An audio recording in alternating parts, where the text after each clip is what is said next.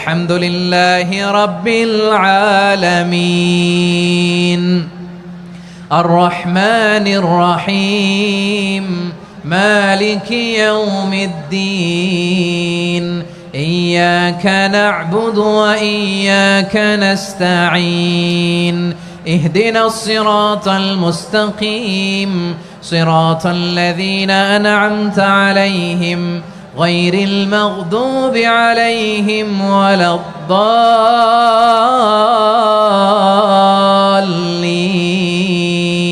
পড়েন আমিন। তাহলে রমাদানকে আমরা বুদ্ধিমানের মতো কাজে লাগাতে চাই কি চাই না?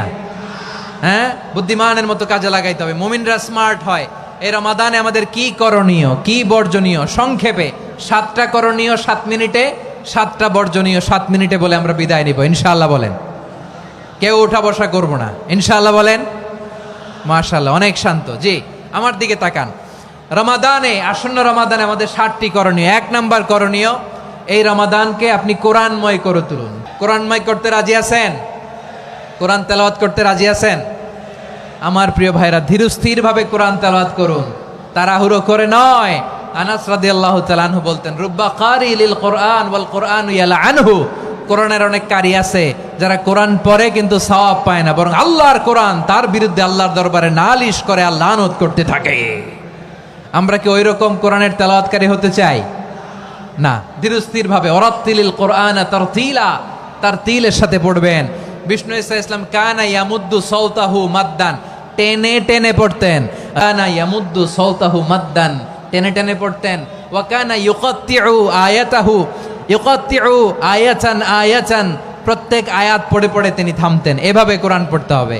আমাদের অনেক মা বোনেরা আজকের এই চাঁপাইনবাবগঞ্জের প্রোগ্রামের অনেকগুলো মহিলা প্যান্ডেল আমি ল্যান্ডিং করার সময় দেখেছি। আমার অনেক বোনেরা, ওনারা কোরআন খতম করতে যে এমনভাবে তেলাওয়াত করেন, কোরআন তেলাওয়াতের আদব আর অবশিষ্ট থাকে না। আমরা তার তিলের সাথে তেলাওয়াত করব, যেমনটি আমি পড়ে শোনালাম। বিষ্ণু ইসলাম প্রতি আয়াত শেষে থামতেন, টেনে টেনে পড়তেন, তার তিলের সাথে পড়তেন, সুর করে পড়তেন। মানলাম ইয়াতাগান্না বিল কোরআন ফালাইসা মিন্না, যে সুর করে কোরআন পড়ে না সে আমার উম্মত হতে পারে। জাইনুল কোরআন বিআসওয়াতিকুম, বিষ্ণু বলেন সুর করে কোরআন পড়বা। অনেকে কোরআনের খতম তুলবার জন্য কোরআনরে একেবারে খতম করে দেয়, এরকম আছে না নাই? কোরআনের খতম তোলার জন্য কোরআনরে কি করে? একেবারে খতম করে দেয়। না, আপনি ধীরস্থির ভাবে পড়ে যদি খতম দিতে পারেন মাশাআল্লাহ, না পারলে যতটুকু পারেন পড়বেন। এরপর অনুবাদ পড়ার চেষ্টা করবেন, তাফসির পড়ার চেষ্টা করবেন। আপনাদের জন্য এক অনন্য উপহার রয়েছে আমার পক্ষ থেকে, এক নজরে কোরআন। 114 সূরার সারমর্ম, সার নির্যাস আমরা নিয়ে এসেছি এখানে বাংলা ভাষায়। আমার জানা মতে খুব সম্ভবত এই প্রথম কাজ, কেউ করে নাই। আরবিতে পাবেন এরকম অনেক বই, ইংরেজিতে কিছু কাজ আমরা দেখেছি, কিন্তু বাংলায় পাবেন না। এত চমৎকার ভাবে আমরা সূরাগুলোর সারমর্ম, সার নির্যাস তুলে ধরার চেষ্টা করেছি। 5 পৃষ্ঠায় আপনি জেনে যাবেন এই সূরার সেন্ট্রাল থিম কি। 5 পৃষ্ঠায় জেনে যাবেন মেজর থিম কি, এই সূরায় কি কি নিয়ে আলোচনা করা হয়েছে, এই সূরা থেকে মূল লেসন কি, মূল শিক্ষা কি, সহজে আপনারা বুঝে যাবেন। সুযোগ হলে এটা সংগ্রহ করবেন। আপনারা যে কোনো ধরনের ভালো অনুবাদ আপনারা পড়বেন, তাফসির পড়বেন। আমরা কোরআনময় করতে চাই। খতম কোরআনে রমাদানের 1 খতম দেওয়ার একটা সহজ পদ্ধতি হচ্ছে, রমাদানের প্রতি নামাজের পরে 4 পৃষ্ঠা। প্রতি নামাজের পরে কয় পৃষ্ঠা? 4 পৃষ্ঠা। তাহলে 5 ওয়াক্তে 4 পাঁচা 20 পৃষ্ঠা। হেফজে কোরআনগুলো 20 পৃষ্ঠা 1 পারা। এভাবে 30 দিনে আপনার 1 খতম হয়ে যাবে। আমরা যেন তার তিলের সাথে বিশুদ্ধভাবে কোরআন তেলাওয়াত করতে পারি, আল্লাহ তৌফিক দান করুক। পড়ে না আমিন। 2 নাম্বার করণীয়, ধীরস্থির ভাবে তারাবির সালাতগুলো যেন আমরা আদায় করি। তাড়াহুড়ো করবেন না আল্লাহর ওয়াস্তে, তাড়াহুড়ো করবেন না, তাহলে কোরআন আমাদের জন্য বদদোয়া করবে। তাড়াহুড়ো করবেন তারাবির নামাজে। তারাবির নামাজ সালাতুত তারাবিহ মানে বিশ্রামের নামাজ, আর আমরা পড়ি সলাতুল কিতার, রেলগাড়ির মতো নামাজ। চিল্লায় বলেন ঠিক কি না? না, এরকম করবেন না। ইমাম সাহেবদেরকে আশ্বস্ত করুন যে ইমাম সাহেবরা আমরা পিছনে আসি আপনাদের সাথে, আপনি আস্তে আস্তে পড়েন, তার তিলের সাথে পড়েন, ধীরস্থির ভাবে তারাবির সালাত পড়বেন। সারা বছর এই সুযোগ হয় না দাঁড়িয়ে কোরআন শোনার, এরকম আয়োজন ব্যবস্থাপনা সারা বছর আর আমরা পাই বলেন তো? না। তারাবির সালাতের রাকাত বিতর্ক এড়িয়ে চলুন, রাকাত নিয়ে বিতর্ক করবেন না। 8 রাকাত 20 রাকাত নিয়ে যে মারামারি এই দেশে, এটা শয়তানের ফন্দি। চিল্লায় বলেন, এটা কার ফন্দি? আমরা 20 রাকাত পড়ি, আপনারা হয়তো 8 রাকাত পড়েন, কোনো অসুবিধা নাই। আমরা যারা 20 রাকাত আমরা পড়তেছি, আমরা 20 রাকাতের কথাই বলি, 20 রাকাত আমরা পড়বো আজীবন। সৌদি আরবে মক্কা মদিনায় 20 রাকাত পড়ে, কোনো অসুবিধা নাই। অন্যান্য মসজিদগুলো 8 রাকাত পড়ে, এই নিয়ে এদের মধ্যে মারামারি আছে? হ্যাঁ, আর এই জন্য রাকাত বিতর্ক এড়িয়ে চলবেন। প্রিয় ভাইয়েরা, আপনার আমল আল্লাহর কাছে কবুল হবে সংখ্যার বিচারে না উত্তমতার বিচারে? বলেন তো, সংখ্যার বিচারে না উত্তমতার বিচারে? উত্তমতার বিচারে। কত চমৎকার ভাবে আপনি আল্লাহর সামনে দাঁড়াতে পারছেন এটা বিবেচ্য। রুকু সেজদাগুলো সুন্দরভাবে করবেন, রুকু থেকে সোজা হয়ে দাঁড়ানো ওয়াজিব, 2 সেজদার মাঝখানে সোজা হয়ে বসা ওয়াজিব। এই তা'দিলুল আরকান বাদ দিলে হানাফি মাযহাব মতে সৌ সেজদা দিতে হবে, অন্য মাযহাব মতে নামাজই হবে না, আপনার নামাজই হবে না। এই জন্য ধীরস্থির ভাবে তারাবির সালাত যেন আমরা আদায় করি। পারা যাবে তো ইনশাআল্লাহ? 3 নাম্বার, তাহাজ্জুদের সালাত আদায় করুন। বছরের অন্য সময় উঠতে পারি না, অনেকে বলে হুজুর উঠতে পারি না, কিন্তু রমাদানে সাহারি খাওয়ার জন্য তো ওঠাই লাগে। কি বলেন, সাহারি খান আপনারা? হ্যাঁ, খান না? খান কে কে দেখি তো? মাশাআল্লাহ মাশাআল্লাহ, এই সুন্নত পালনের জন্য 1 নাম্বার। মাশাআল্লাহ, ঠিক আছে, পালন করবেন। আল্লাহর হাবিব বলেন, তাসাহহারু ফা ইন্না ফিস সাহুরি বারাকা, তোমরা সাহারি খেও, কেননা সাহারির ভেতরে বরকত ঢুকায় দিয়েছে কে? একটা খেজুর, 1 গ্লাস পানি খেলেও সারা দিন আপনাকে তরতাজা রাখে কে? তো সাহারির জন্য যেহেতু উঠতেই হয়, সাহারি খাওয়ার আগে বা পরে 2 রাকাত 4 রাকাত তাহাজ্জুদ পড়া যাবে না? রব্বুল আলামিন বলেন, ওয়ামিনাল লাইলি ফাতাহাজ্জাদ বিহি নাফিলাতান লাকা আসা আইয়াবআসাকা রাব্বুকা মাকামান মাহমুদা। ও নবী, রাতের কিছু অংশ সময় তাহাজ্জুদের সালাত আপনি আদায় করবেন, কারণ এই তাহাজ্জুদ হলো আপনার জন্য নাফিলাতাল লাক, অতিরিক্ত ফরজ। আপনাকে মাকামে মাহমুদে অধিষ্ঠিত করবে কে? এজন্য যারা সম্মানিত হতে চান, সম্মানের আসনে যেতে চান, তাদের জন্য তাহাজ্জুদ অবধারিত। আমরা রমজানে সাহারির আগে তাহাজ্জুদ পড়তে চাই কি চাই না? এই নামাজটারে আল্লাহ বড্ড ভালোবাসেন। কেন জানেন? কারণ গভীর ঘুমকে স্যাক্রিফাইস করে আমরা এই নামাজ পড়ি। ঘুমের আরবি জানা আছে কারো? ঘুমরে আরবিতে কি বলে? অনেকগুলো আরবি আছে। একটা আরবি হচ্ছে নুআস, তন্দ্রা, তন্দ্রা, আমানাতান নুআসা কোরআনে এসেছে। আরেকটা আছে ঝিমুনি, ঝিমুনি, এইভাবে ঝিমুনি আসে ঘুমের আগে, এটারে বলে সিনা। এটারে কি বলে? সিনা। স্বাভাবিক ঘুমকে আরবিতে বলে নাউম। স্বাভাবিক ঘুমকে কি বলে? এই সিনা আর নাউমকে আল্লাহ এক আয়াতে এনেছেন, লা তাখুযুহু সিনাতু ওয়ালা নাউম। আল্লাহর তন্দ্রা নাই, ঘুম নাই, ঘুমের আগে যে তন্দ্রা আছে ওইটাও নাই। তাহলে নুআস, সিনা, নাউম পেলাম। আরেকটা ঘুমের আরবি হচ্ছে হুজুদ। চাপাই নবাবগঞ্জ আওয়াজ করে বলেন, আরেকটা ঘুমের আরবি কি? হুজুদ। এটা মাঝরাতের ঘুম, শেষ রাতের ঘুম, যেই ঘুমটা বড্ড মজা লাগে। কাঁথা টেনে টেনে, ব্ল্যাঙ্কেট টেনে টেনে আরেকটু ঘুমাইতে মন চায়, আরেকটু, আর 1 মিনিট, আর 2 মিনিট, এরকম একটা মজার ঘুম শেষ রাতে আছে না নাই? এই শেষ রাতের ঘুম, এই হুজুদের ঘুমকে স্যাক্রিফাইস করে যেই সালাত পড়া হয়, ওই সালাতের আরবি নাম হচ্ছে সলাতুল হুজুদ বা সলাতুত তাহাজ্জুদ। চিল্লায় বলেন আল্লাহু আকবার। এজন্য আল্লাহ তাআলা এই তাহাজ্জুদের সালাতকে এত পছন্দ করেন। পড়বেন তো রমাদানে। 4 নম্বরে, মুক্ত হস্তে দান করুন, মুক্ত হস্তে দান করুন। ওয়ামা আতাইতুম মিন যাকাতিন তুরিদুনা ওয়াজহাল্লাহি ফাউলাইকা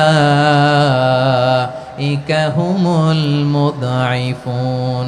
তোমরা মনে করো না যাকাত দিলে তোমাদের সম্পদ কমে যায়, এটা ভেবো না, বরং তোমরা আল্লাহর খুশির জন্য যে যাকাত দাও, তারপরে তোমার যে সম্পদ থাকে ওই সম্পদের মধ্যে প্রবৃদ্ধি দান করে কে?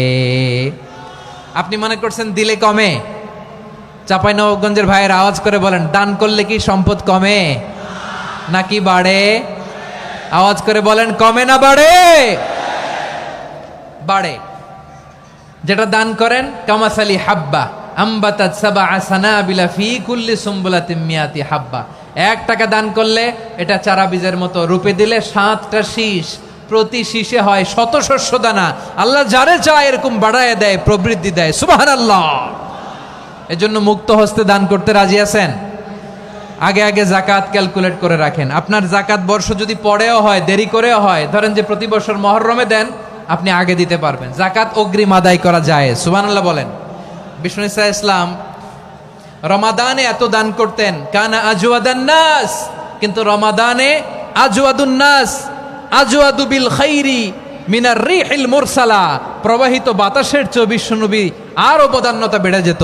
প্রবাহিত বাতাস যেমনি সবাইরে বাতাস দেয়, আস্তিক নাস্তিক মুমিন কাফির সবাইকে শীতল করে দেয়, তেমনি নবীজির রমাদানের দান ছিল এমন, কেউ নবীর কাছে চেয়ে ফিরে গিয়েছে এর নজির নাই। জোরে বলেন সুবহানাল্লাহ।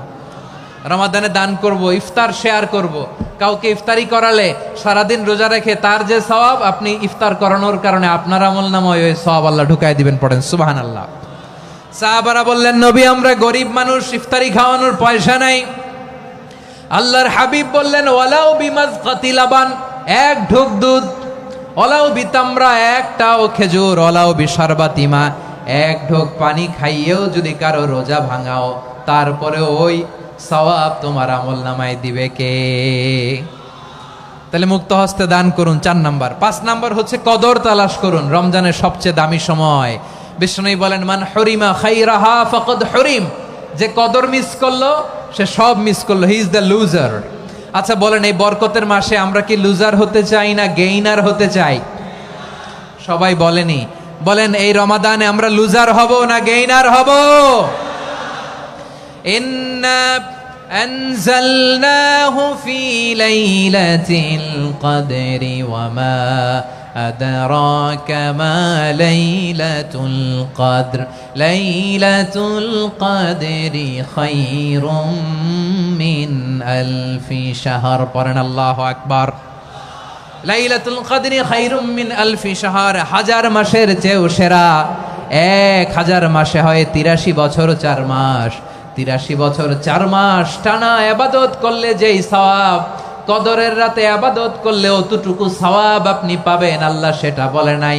আল্লাহ বলে তার চাইতে বেশি সওয়াব দিয়ে আপনার আমলনামা ভরে দিবে কে? কদর যেন মিস না হয়।